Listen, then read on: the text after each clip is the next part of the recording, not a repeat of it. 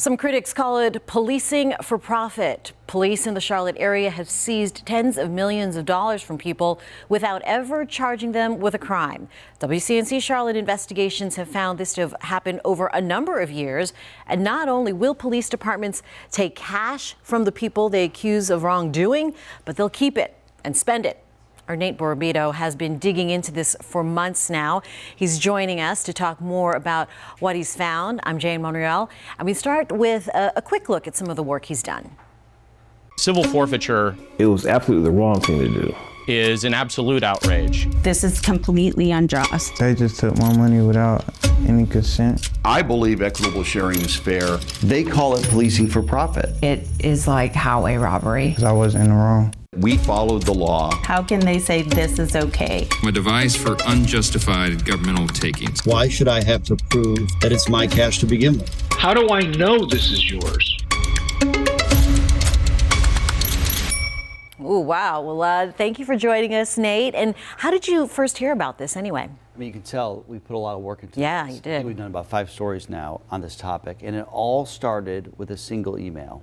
Back in August, a person emailed me, a viewer, who said, there's an issue I think you need to be aware of, and I think the public needs to be aware of it. And this involved a little girl, a teenager, who as a little girl was sexually abused.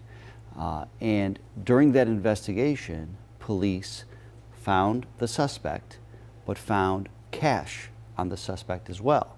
They thought it was tied to some kind of large-scale drug operation, but chose not to charge him with a crime for drugs. They charged him with sex crimes, but not a crime for that drug money, as they called it, right? And they decided, well, let's partner with the federal government so that we can seize this money. It was about $70,000 or so.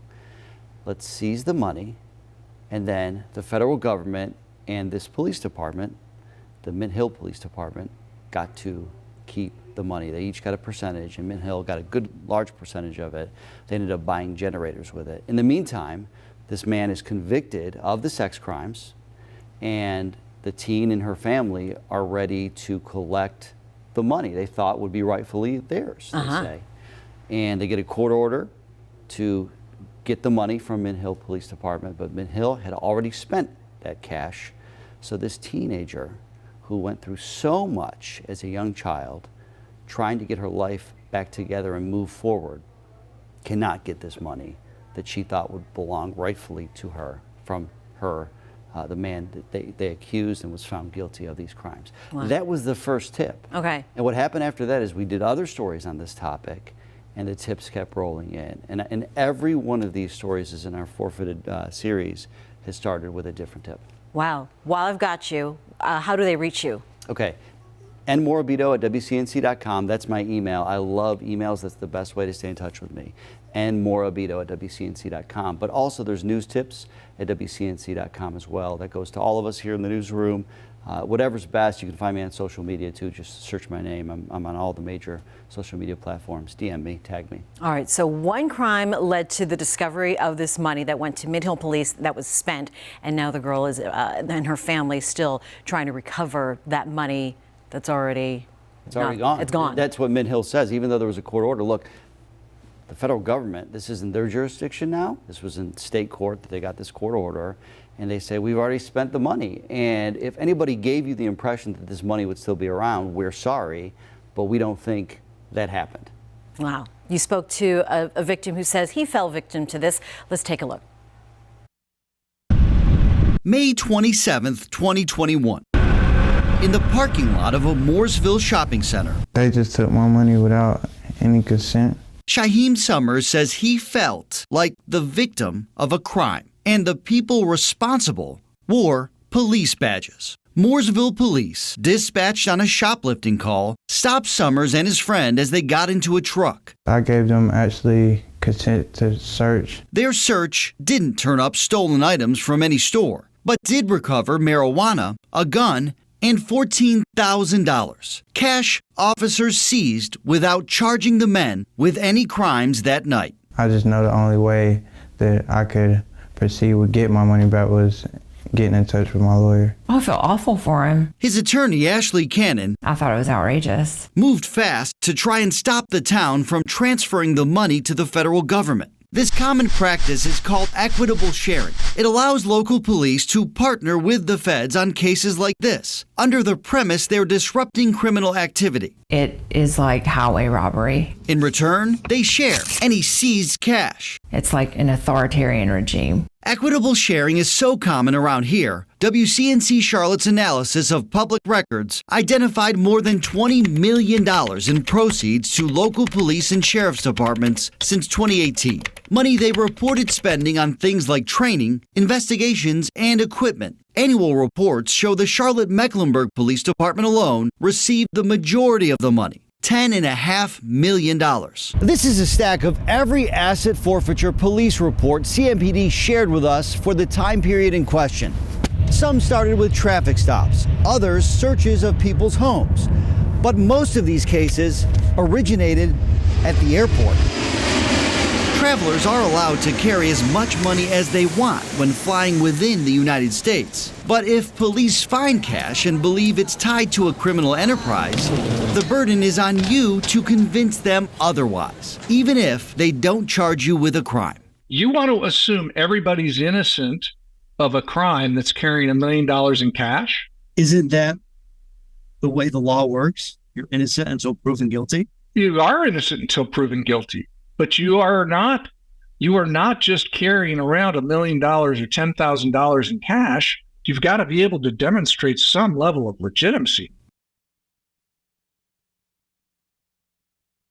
And that is the issue, though, right? If you're carrying large amounts of cash, the one Mooresville guy, $14,000 found on him. What happened there? So he got his money back, number one. He okay. and his friend got the money back. They had to hire an attorney, though, to get their money back. So they didn't get all of their money, right? They had to pay their attorney some. And the charges against him were dismissed. And remember, they were trying to look for a shoplifter. And they find these two guys, and they say, okay, you can search the car. And then they find some cash, and never really charged with a crime about that cash. But yet, they take the money. They had to fight it to get the money back. And I think the biggest issue here is some believe this is un-American. Because the difference is, if you are charged with a crime, at least you're guaranteed an attorney, right? You, at a minimum, get a public defender. Here, you have to hire your own attorney. And there is some bipartisan legislation in Congress that would end this equitable sharing program. It would still allow police to seize money, but the money would go to a general fund back in Washington, D.C. It would eliminate the incentive that some see police have to take people's money. Well, eye-opening that CMPD has seized so far over $10 million. $10.5 million. And what did they say?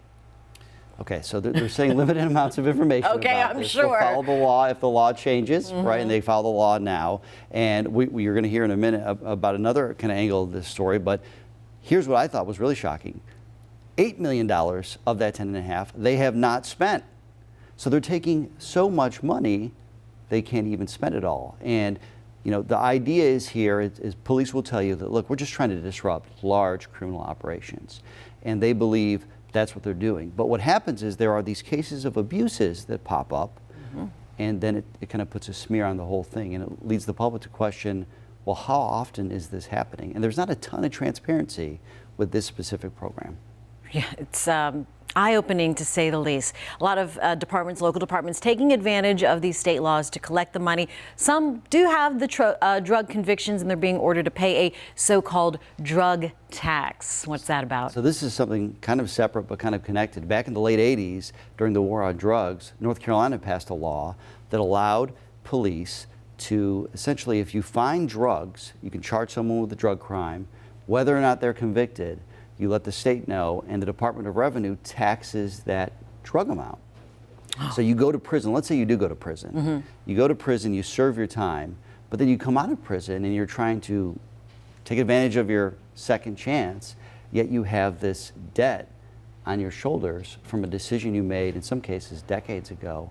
And we've just recently found that last year, with little fanfare, maybe none at all, the state said, you know, after 10 years, we're going to stop collecting tax debt like this. So a lot of people don't realize that, and we're still kind of digging through to figure out if the man in our story, who I think you're going to hear from in a second, will be impacted by this.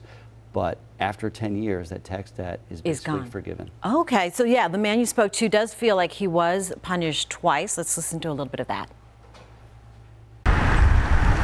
Just weeks shy of his 50th birthday, Antonio Mosley is moving forward. I'm blessed. But as hard as the small business owner works to put his past in the rear view, Say you trying to save your money up.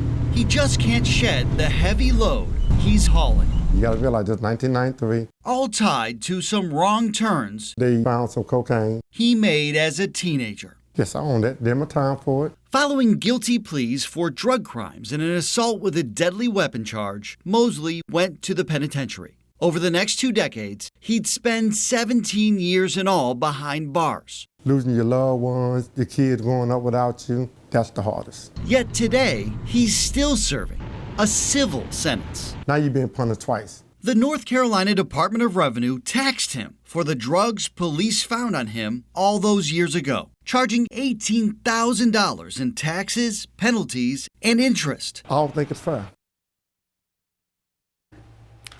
Wow, so he is an uphill battle too. Well, but maybe not now. That there was this law that passed last year. He has, in his mind, he's owed this money. They have garnished some of his wages in past years, and he's now trying to call the department to figure out, hey, does this new law apply to me? Okay. Will this weight be off of me? And it sounds like it's a very good chance it will be. Oh, good. Your investigation's clearly not over. What are some of the next steps here? So, I told you CMPD, most of the money that they've seized, they still have. Well, it turns out, of the $21 million area departments have seized since 2018, $16 million is unspent. Wow. So think about it. 75% roughly of the money that they have taken from people, they have yet to spend. And that's what we're wondering. Well, what are you going to do with this money? If you needed it so bad and you're disrupting kind of these criminal operations, what are you going to do with the money? And we're still waiting to find out. Okay. CMPD has told us specifically they have the most, $8 million. Look, it's all allocated. We're going to spend it in July. We have a plan, but it's been more than 2 weeks. They haven't told us the plan yet. We're still waiting to find out. Okay, so an effort happening to change all of this, especially with the concern that it is happening to innocent people. Let's listen. We need to know whether or not our local law enforcement is involved in taking money or property from potentially innocent individuals. So, obviously I'm watching and we're digging into this. That man is in Huntersville, Eric Rowell. He's really holding them accountable. He wants more information. He's asking questions. He has skepticism. And I think that's the point, not only about this issue, but any issue. We know people are acting in good faith in many places, in many areas of society. But without us and citizens checking them, there is the opportunity for corruption or wasteful spending. And that is why the more tips you send us, the more questions we can ask. Bringing it to light once again, what are all your handles, and the best way to email you is? Okay, email me, nwrabito@wcnc.com. You can also email newstips@wcnc.com. You see on X, it's just Nate Morabito. On Instagram, Nate Investigates, and you can search me on Facebook, Nate Morabito as well. It's great that you're covering this as a series, Forfeited Money. So thank you very much, Nate. Remember, these stories come from tips from viewers like you. If you do have a story to share with us, again, email newstips@wcnc.com. You can also reach out directly to Nate, again, on social media through his email.